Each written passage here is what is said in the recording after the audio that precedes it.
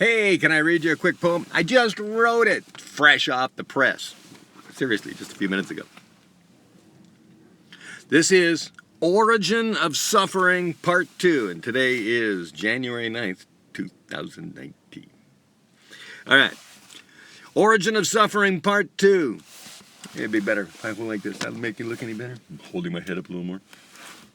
Good while I'm looking. Here we go. Ready? Origin of Suffering Part 2. Life is what we see, then understand. Whoever we turn out to be is rarely anything planned. We enter into this world without a plan or design. Where we're going, we're not sure until we walk that line that straightens out before us. As the image in the mirror walks toward us, the direction of our path each day usually has some connection to our debts we pay. Each of us choose our destiny by what pays the bills most easily. So the reward of all our toil and pain is based on protecting wherever we remain. As we add more people and stuff, the need to suffer is not enough. For the money you need to spend, like eating a meal or sleeping each day, we accept and ignore what will never go away. The need for more money won't end. So unlike in Buddha's day, people now suffer for more to pay to preserve their solo autonomy. Families scorn their senior lives. Now each family has 5 fathers and at least 2 wives who've ignored their children completely. Since parents change their kids' rent, charge their kids' rent, since parents charge their kids' rent, how can they expect their children's payment? Today's kids were cast out at 18, so when were they taught to bathe a senior clean? Sorry, I was distracted. Let's generalize beyond my scope. The origin of suffering we've all contracted is based on false hope. It's really quite easy to see step 1 of 4. Suffering is suffering until there isn't any more. Step 2 of the Noble Truth is about suffering's end.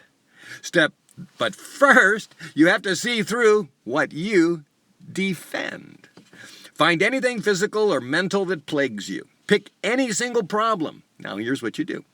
Look at it, smell it, taste it, and be listening for all the information and notice what's missing.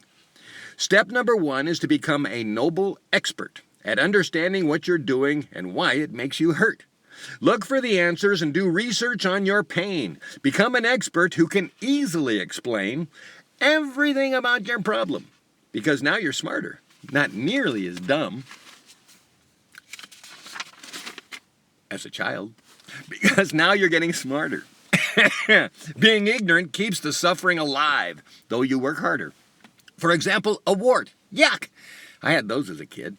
I trusted my doctor to know how to get rid, but no, my doctor was an idiot with scalpel in hand. I still wear the scar on my knee. Yes, I was a kid, ignorant at age 10. I didn't understand that a hole in my leg meant for an entire summer I couldn't be playing or swimming with my friends. Worst summer of my childhood memory. So as warts did reappear, I was an outdoorsman, hunter, fisherman all year. I decided to conquer my suffering of warts for another reason. I guess I'll share in this report. She was a friend's mother at the bottom of the hill. They grew, she had warts on her hands, but she waited until they grew into her bones and there took root and grew, requiring the removal of fingers, in surgeries too, and her suffering, more ugly than painful. But now she was untouchable, disdainful. With fingers like cauliflowers, she was a friendly witch. Just looking at her was creepy, made you kind of itch. So I asked her why she'd have warts till she'd die. She explained how her parents did really try. They cut the potatoes and rubbed those warts hard. They then buried the potatoes in the backyard. No need to go further, no need to explain. Hopefully you, my audience, don't have a superstitious brain. So her origin of suffering was never understood.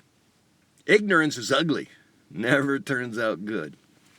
Add prayer, bad luck, and karma to confuse all the desperate people who don't know what to choose. All of this can end for better or worse. as you seek the proper answers instead of believing you've been cursed. Noble truth number 1 is about learning all you can, so living without suffering can become a realistic plan. That's it. Number 1, understand your suffering.